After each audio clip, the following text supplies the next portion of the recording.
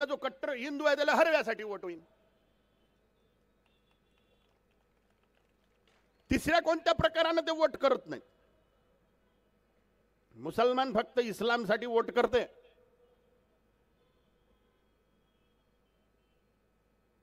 आणि हिंदू कशासाठी वोट करते? आपल्या जातीचा उभा आहे. टमाट्याचे भाव फार वाढले. टमाटेच भरते का काय माहितले का रात्रंदिवस. पेट्रोलचे भाव, बेरोजगारी, रस्ते फार खराब आहेत, अमुक टमुक भलाना ढेकलाना विकास, भंपक गोष्ट, भंपक एक नंबरच्या फालतू गोष्टीकडे लक्ष देते हिंदू. पण सडक्या जातीवादाचे शेण खाते. मी ब्राह्मण आहे, मी क्षत्रिय आहे, मी दलित आहे, मी बनिया आहे, वैश्य आहे, आणि 2378 जाती.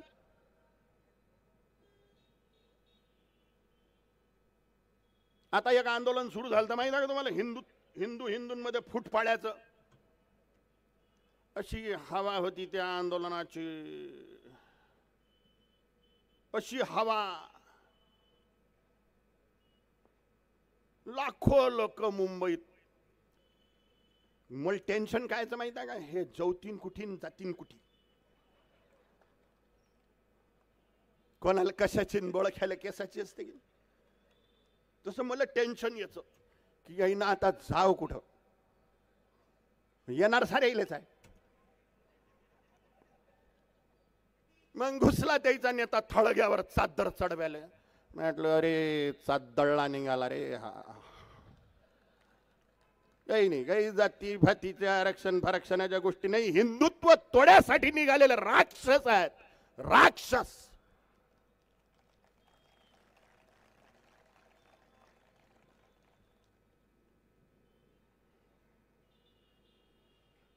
पण किती मोठा ड्रॉबॅक आहे हिंदू लोकांचा पहा. जातीचं नाव घेतलं की एकदम एकीभूत, पण धर्माचं नाव घेतलं की आपणच काय ठेका घेतला का, आपणच काय केलं पाहिजे का, बाकीच्या इनं बी तर करा. पण लक्षात ठेवायचं, इष्टदेवता, स्थानदेवता, कुलदेवता, ग्रामदेवता, वास्तुदेवता, पितृदेवता, जे धर्माची केअर करून राहिले त्यांनाच आशीर्वाद देणार आहेत. जातीची केअर करणाऱ्यांना जगदंबेचा आशीर्वाद भेटणे नाही.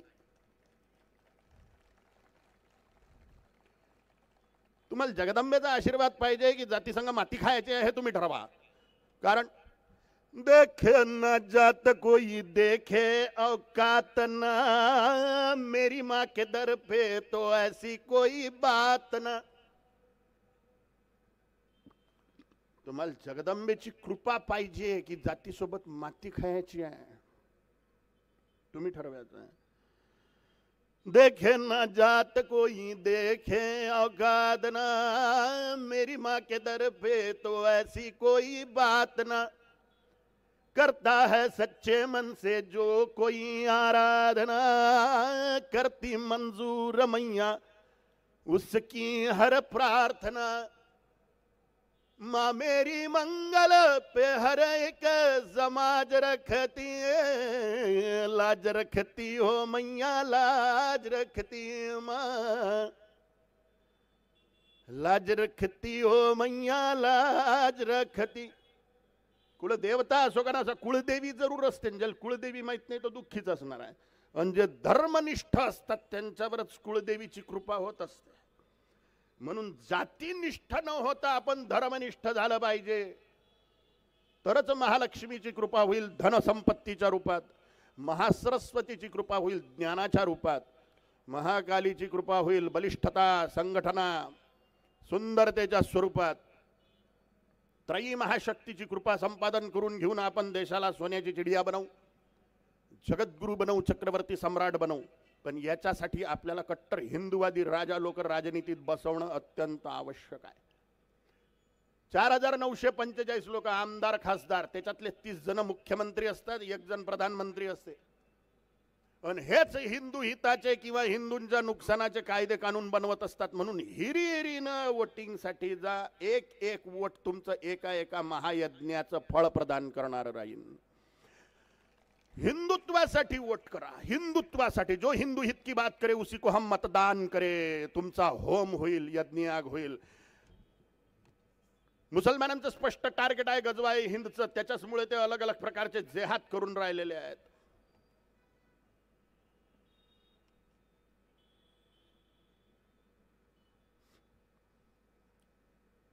पण ते अर्धे सक्सेस आहेत.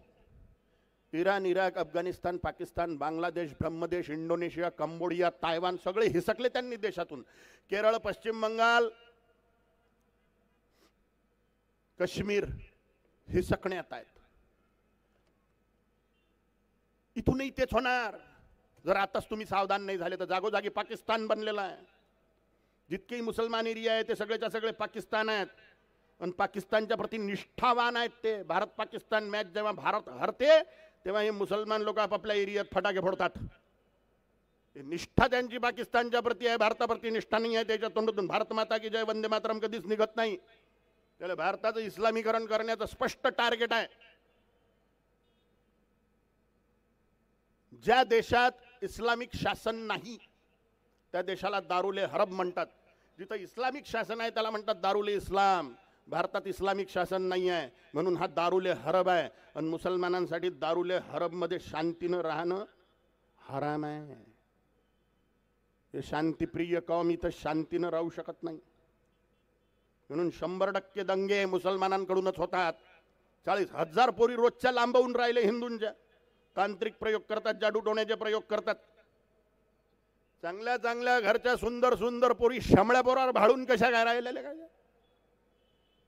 तांत्रिक प्रयोग केला की तो पोट्टा शमळ पोट्ट कामदेवच दिसते. त्याला जिकडे पाहा तिकडे तू दिससी नाही ना.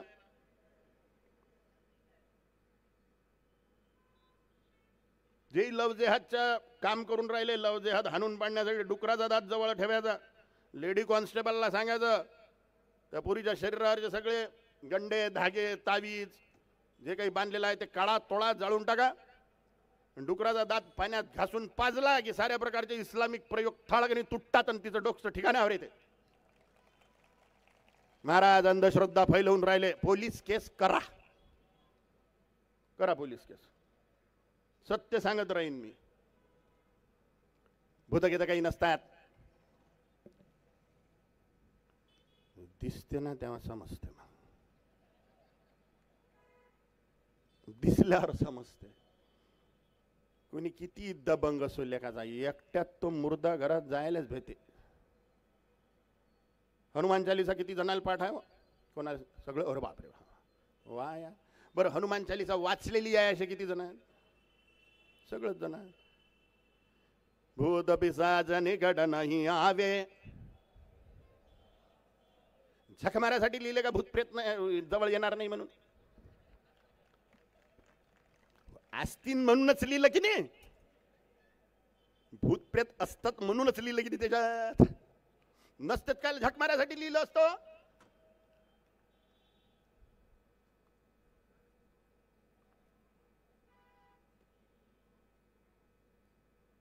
सारं असते. आपण सावधान राहायला पाहिजे. भूताईला भ्याचं काम नाही आहे. जो जगदंबेचं नाव घेऊन राहिला त्याच्यापाशी येतही नाही. तसंही म्हटलेलं आहे भूत पिशाच निकट नाही आवे, महावीर जब नाम सुनावे. पण जादूटोण्या केल्या जातात. मग उपाय आहेच आपला. डुकराचा दात घोसाळला की सारे भूत गायब.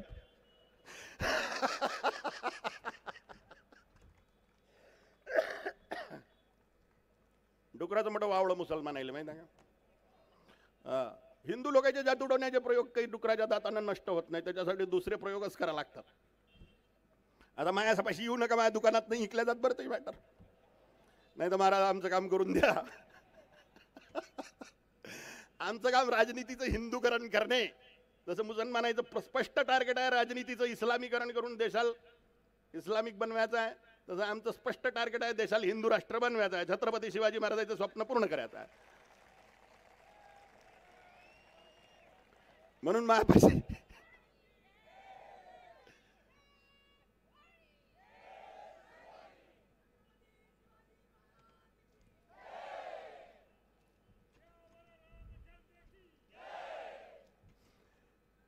टार्गेट जर आपले कंप्लीट करायचे असतील तर आपले कन्सेप्ट क्लिअर पाहिजे. आपले कन्सेप्ट क्लिअर नसले तर आपण लात मारू, हवेत लागीन, ते कोणाच्या तोंडावर बसत नाही. आपली प्रत्येक लात टार्गेटच्या तोंडावरच बसली पाहिजे, तरच आपण युद्ध जिंकू. जर आपले कन्सेप्ट क्लिअर नसेल